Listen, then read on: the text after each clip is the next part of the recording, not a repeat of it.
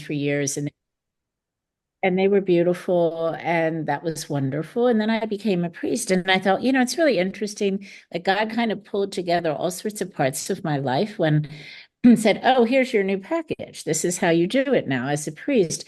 But the gardening piece was always empty. That didn't come through for some reason. And so now I'm serving, or I have been serving St. Andrews for about 13 years.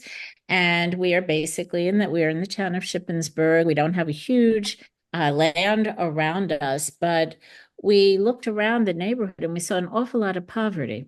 And we saw hungry people, and two-thirds of the children received reduced or free lunches. And there was no beauty, and there was no place to rest. And we thought, well, this can't be God's dream. Like we can't be a church in the middle of this poverty and not doing more about that. So that's when we dreamt about a community garden, and the Holy Spirit really picked it up. So we feel like we've been trying to catch up with the Holy Spirit's plan of what we can do, always stretching us, always growing us beyond what we can imagine. But we wanted to create a place that offered wholeness, which is in a lot of different things. So it is providing a community garden. It is providing food distribution from other sources.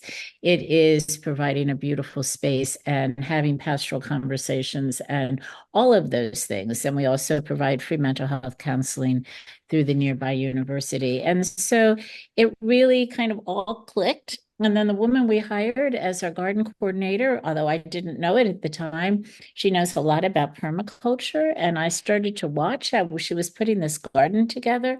And I realized, oh, that's why it's working. Oh, that's why it's bringing wholeness to the community, because it is so rooted in really essential ethics of caring for the earth, caring for people, and fair share.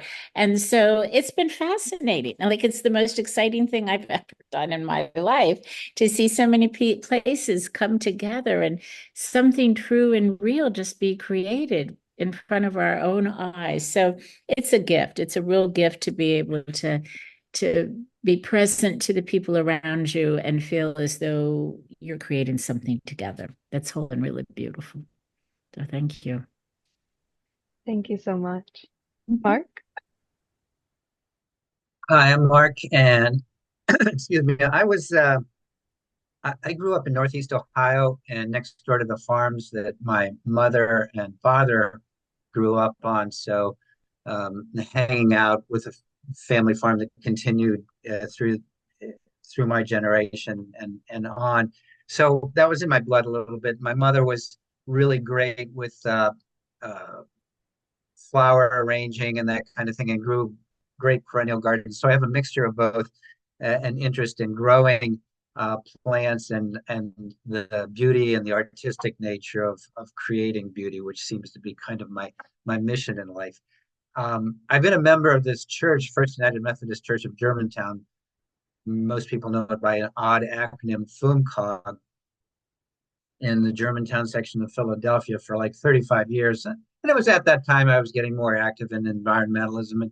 And the church is a very progressive Christian Protestant denomination that's a very big history in the civil rights movement. And um, I have felt called that the same things that uh, the church took on as their own ministries was not necessarily connected to uh, environmentalism in the earth, although we would, occasionally give some say something about Earth Day or have an Earth Day service and that kind of thing. And I just always felt like this is the truth. This can be included in the modern times in the mission of our church. So I spend more of my environmental activism time uh, connecting with the church and with groups like PAIPL. I just think it is the moral call is the way. So our church is right in the heart of a real urban neighborhood. It has all the problems of an urban neighborhood in a big urban area like Philadelphia. And um, I initially, I well, let me go. I put in two pollinator gardens. One of them was specifically to stop at a dumping area that was at the end of our parking lot where people would just come in and continue to dump no matter what I turned away. And then I was talking to another organization in Philadelphia called Trash Academy, and they said, hey, well, when they see that an area is under use or being used for a beautiful purpose, the dumping stops. And it did. So I've got, you create some beauty by putting in a pollinator garden, stops the dumping, which really, of course, is a killer for beauty, and we're doing something good for the environment with the pollinator garden. The raised beds, or our community garden, is something that happened in conjunction with a daycare center there, where somebody contacted me and saw that I was doing stuff around the church. And there was already one large raised bed there. And she said, I want to do something with the curriculum to teach kids. And I said, let's go for it. Added two more raised beds. A year or two down the road, now we've got 5 raised beds. And around somewhere in that time, the community fridge of Germantown Community Fridge approached the church about having a second location for a fridge. So on one side of our property, uh, they the church agreed to put in a community fridge, and I just thought, geez, let's connect with the fridge. It was like, how can you not do this? Let's just raise 100% of what we raise in the raised beds. Let's donate fresh veggies and produce to the community fridge. And the community fridge people became the major part of the organization to weed and plant and get seeds and harvest. It's been amazing, and also there has been um, another connection where some of the fresh vegetable fresh vegetables and uh, other goods food is being cooked for freshly cooked meals a couple of times a month that go into the refrigerator. So it's really been uh, a great situation so far. Bumps along the road like everything, but it continues to sort of move onward and forward. Thank you so much. Before we get into the more like how-tos, advice, questions related to community gardening, I'm just wondering, and I think all of you kind of touched on this in your responses just now, but why food? Why gardening? What is the draw for a faith community to get involved with something like that? And you can answer in no particular order.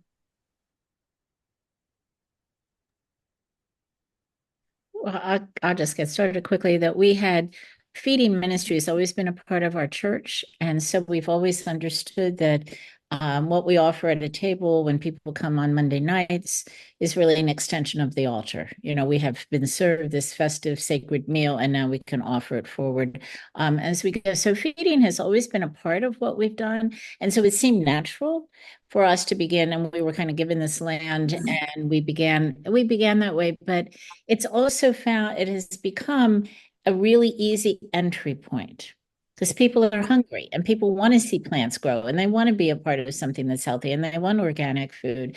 And so it brought people into our area. And so now we can develop the relationships and expand it into all sorts of other things. But food is like this common denominator that we all want to eat good, healthy food. And so it was a really easy way to get to know our neighbors. Well, we started with, I think probably the first thing with feeding the community began with our Power Pack program that one of our members started, where we provide weekend meals for the local elementary school. And it was just kind of a natural segue to expand.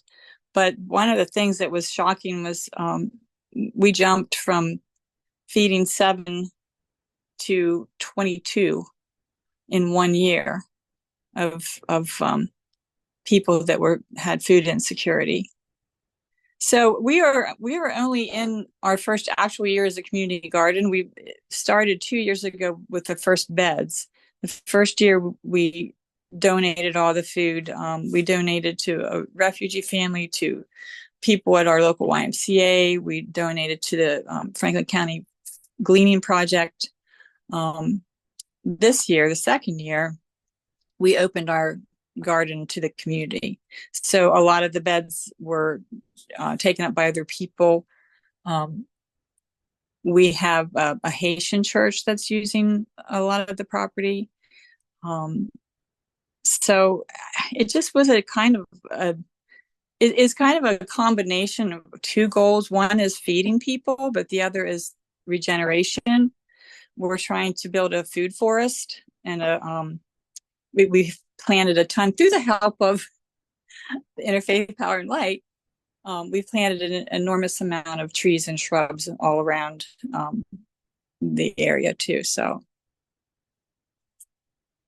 yeah, it's happening. Yeah, I think that is a combination of things, which I think Julia referred to as um, first, our church had this progressive church, FUMCOG, seemed to have do wonderful things further out around the world, twinning with another congregation and Haiti, and it seems like we needed more to do here. And of course, food scarcity, food deserts has become more of an issue. And our pastor, who's been here 2 years, Pastor Elisa Wailu, has been involved in urban ministries before, and this is really something near and dear to her heart. And she really values the community fridge and what's happening with the cooking in our kitchen, and with a community garden in the backyard of the church. So again, it's just sort of a thing that is like, how can we not be doing this? And personally, I just noticed that I have a better interaction with the community around the church because I'm delivering crops and stuff to the fridge. I'm talking to people, and people are talking to me, and it's like that's really important, and it's something that was seriously lacking for me personally in my interaction with the community around the church. Yeah, absolutely. I mean, my some of my most fundamental memories is with church is just at the community garden in my first church down in Texas, and it's really contributed to who I am today. So, and that is actually touching on another question I wanted to ask, which is how has the community garden changed your relationship with the community around you and also the land around you, whether that is changing it in a more tangible way or changing just the way you think about your relationship to the land.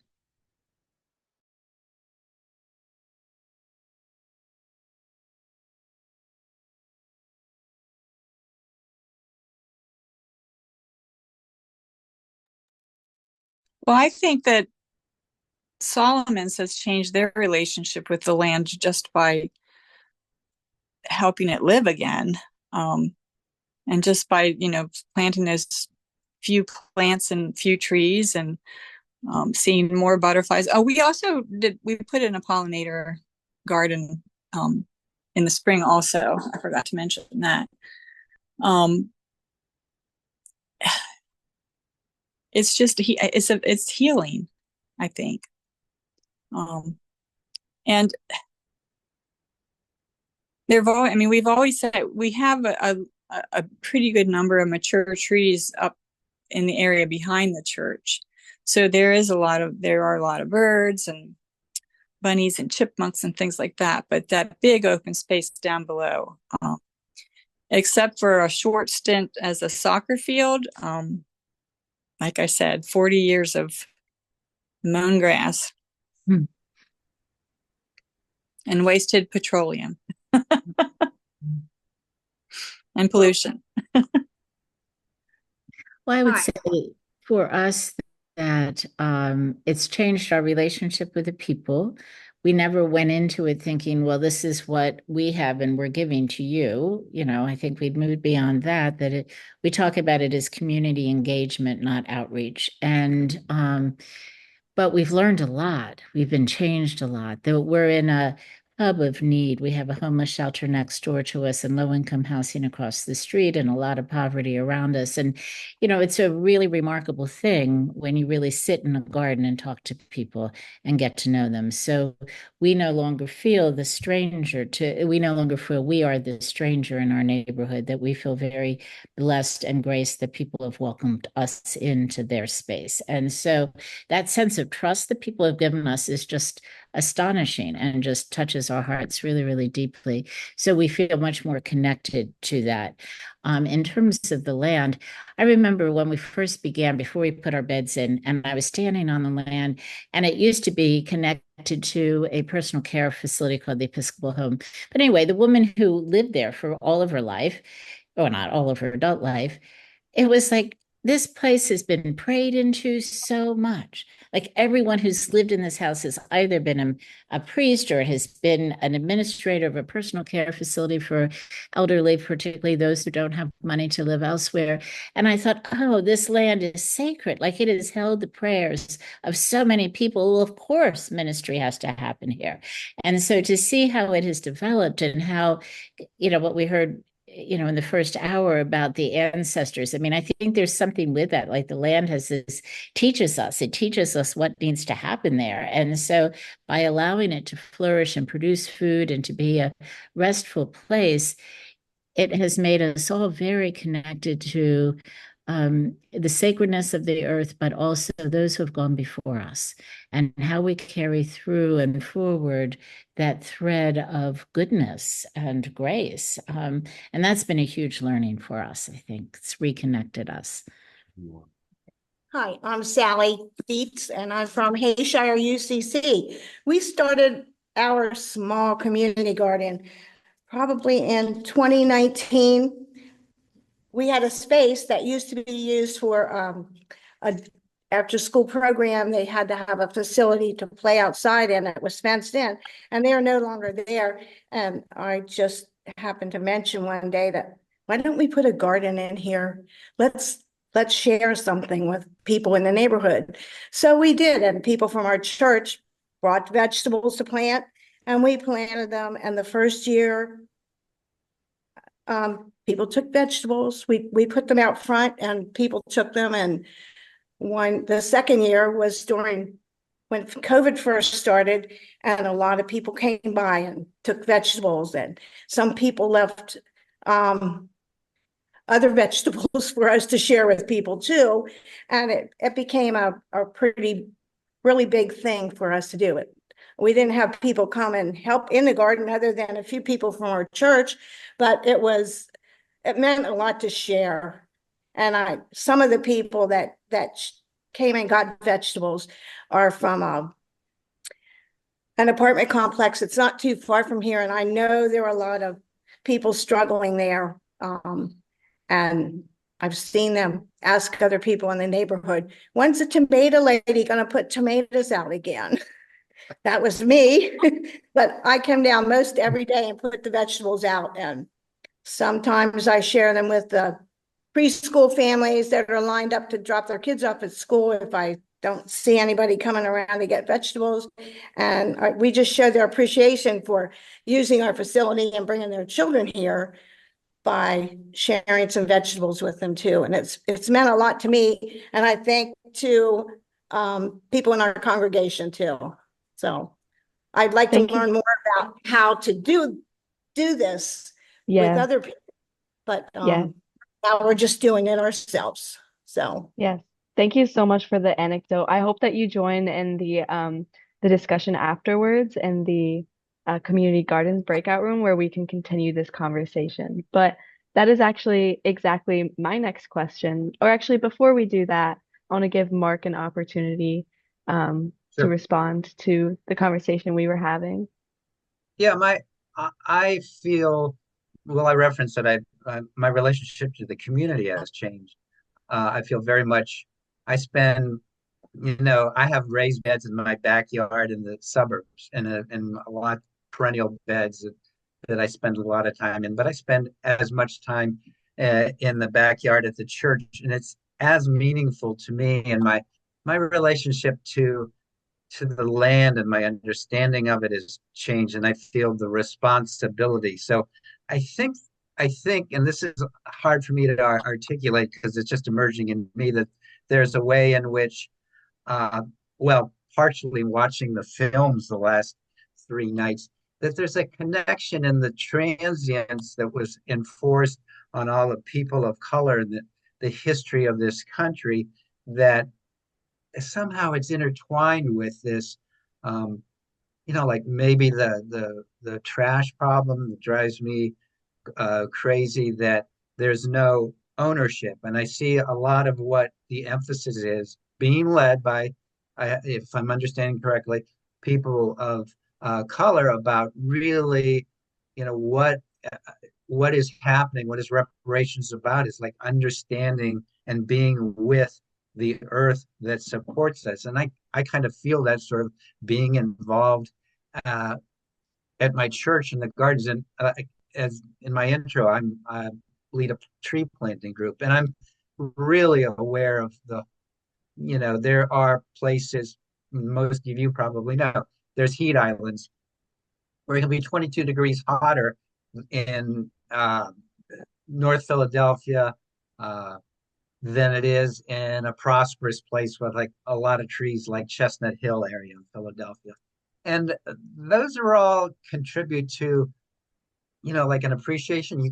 There are places you're not going to be able to go out of, and the people that are going to suffer in now and in the near future. So I think all of these things about the land and appreciating the land, I'm becoming more aware of by the work that I'm doing with the raised beds at the church, and by planting trees with PHS tree tenders. Thank you. So my next question is a sort of hypothetical. Um, so say I want to start a community garden in my congregation. Um, but I don't really know where to start. I'm wondering what the first couple of steps you would advise someone on um, beginning that journey would be. I think that the step that a lot of people miss is the discernment process.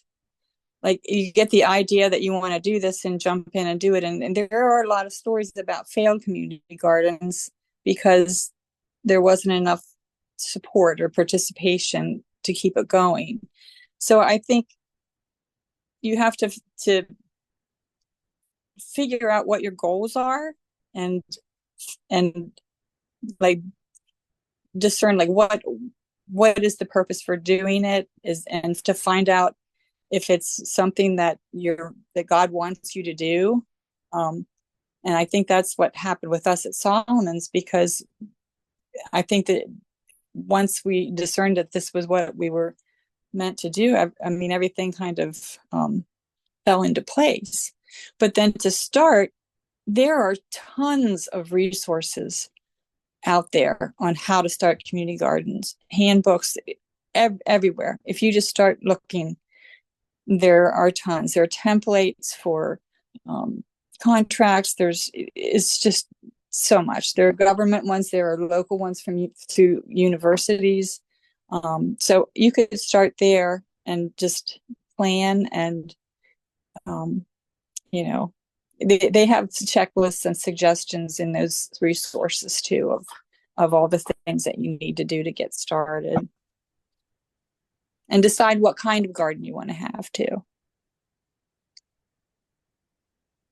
The only thing I would add, I certainly affirm all of that. And, some of the real practicals, like where are you going to get water and how are you going to harvest and who is going to take this food? Because you need to make sure that you have a distribution system if people aren't like right in the neighborhood. So that was ridiculous. But I think the most important thing I learned is first you just got to get started too. Like once you have the idea and once you've done the discernment and once you know the logistics of who's going to water and who's going to weed and all of those things, what we learned is that the garden really teaches us what needs to happen. Like we always ask the question, what wants to happen here?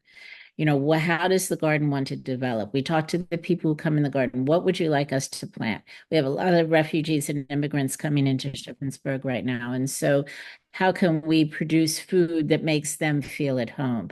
So some of it to me is when you get started to look around and listen and learn and even let the garden itself teach you, well, that really worked well together, or having all tomatoes, boy, that didn't really work so well in this one bed. Let's mix this up. Let's follow the principles of more sustainable and regenerative gardening. So I think be open and kind of have fun with it and allow it to shape you and allow it to help you figure out what does the community need, what really wants to happen here. The garden itself has been the best teacher for us. The only thing I would add is that I'm realizing in this discussion how lucky I am, our group is to be in Philadelphia. The Pennsylvania Horticultural Society is just such an incredible organization. That's where I got started with the tree planting group. Also, we are now certified as a community garden through PHS City Harvest. So we get seedlings and starts from them, advice, opportunity to borrow tools from a tool depot, and that's been really terrific.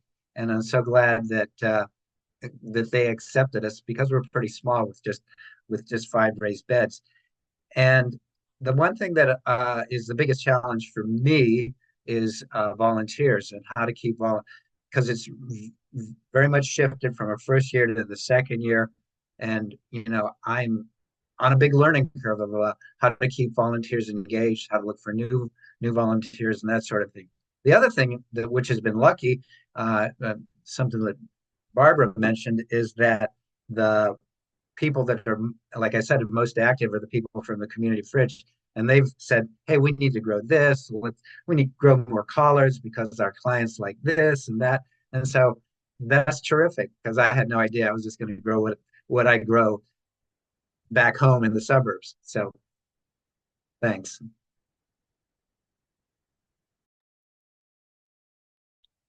So my next question is actually specifically for Barbara, because I understand that you've played a crucial role in the building and sustaining of your community garden. And I'm just interested to know what you have learned about being in a leadership position and stewarding land in this way. Well, thank you. I think what I've learned, it has been an amazing experience as a leader of a parish to be able to engage people in this transformative way of being, of really entering into a community in a very different way. I think we went in with the idea that we would be changed and changed for the better for meeting people who may have very different life situations than we did. And so I think when you go into a community with that stance that we're not here with all the answers and we're not here knowing, we want to learn from you, we want to be with you, we want to really make this your garden. And we were very clear from the very beginning, this is your garden. And so that's a really interesting thing. And it really worked because people came into the garden and they trusted us. And when you say this is your garden, it is their garden. And that means I might come in and chairs and benches are moved different places and things have been, like you can't hand it over to the community and then take it back. And so there were times like that would surprise me. And I'm like, wasn't that interesting? Or, this happened or that. And so that's a growing edge for us, just that when you hand it over, people will take ownership and that's what you want. And that means we don't have that anymore. And so sometimes that's a little unsettling, but it's always really good. We have really imagined that building what we talk about is building the beloved community where all people are respected and honored, and we enter it with the idea that all people are God's beloved people. And so that's actually the purpose of it. So we are small and we have 21 raised beds and we have several locations, but we're still small enough that the goal is to build relationships. So we want people to eat, but we want to build relationships. We want to see relationships among people be built, and we want to be a part of that too. And so that's really, really been key. And as I mentioned, wonderful garden coordinator who talked about permaculture, and I know like this much, and so I have like this much to learn. But what is marvelous is we've been able to take the permaculture principles and adapt them to leadership traits. So we've had children and we've also had clergy come into our garden where we've said, here's what the garden can teach you about how to be a leader based on these principles by the way this garden has been created. And that has been stunning when people really understand that they can learn just by a way a garden is really put together. And we have now taken that from here are some leadership traits that you can learn. We did that with neighborhood teens this summer. But also recently I did a presentation around how it teaches us to be with people, how to build God's beloved community. So I think the whole thing is always it's about food, but it's not about food. It's about people. It's about how can we, we talk about it as getting the church outside the walls, and that to me is the future of the church. And that's a startling concept for lots of people. Not everybody understands that. But to me, it is so vital that it's like it is not our goal that people in the garden come into our church. I mean, if they come in, that's wonderful. But that's not my goal. I'm not here to increase annual giving or increase in, attendance in the church. I want people to be fed. I want people to know how to be in relationship. I want people to know that we're going to love them and we honor their trust. And so a leader in this, for some reason, the Spirit just gave us this insight, like, yeah, build the garden, but build trust and build relationships and build a sanctuary where people can feel safe. And if we can do that, then we're doing something right.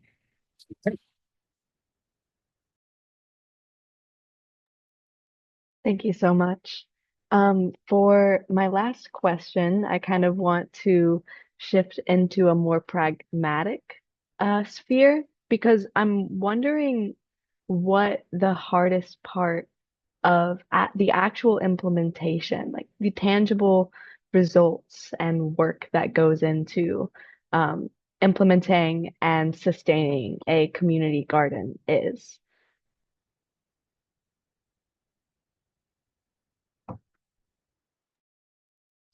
Well, we're only in our very, very early stages, so we have a lot to learn about that ourselves. But after 1 year of doing it, I think organizing and as Mark said, getting volunteers, getting people like who's going to do the watering, all that stuff, because we had a very challenging year this year with the drought that happened. But I did want to this is not an answer to your question, but I did want to say add this one thing because I didn't get it to say it in the other questions. But one of the things that emerged from our community garden at Solomon's is that we are now serving 3 different groups of disabled people who just kind of latched on. So we have wheelchair accessible beds and things so that's been a really a good and uplifting thing and maybe giving us some vision of what we can do for the future. Anyway. So.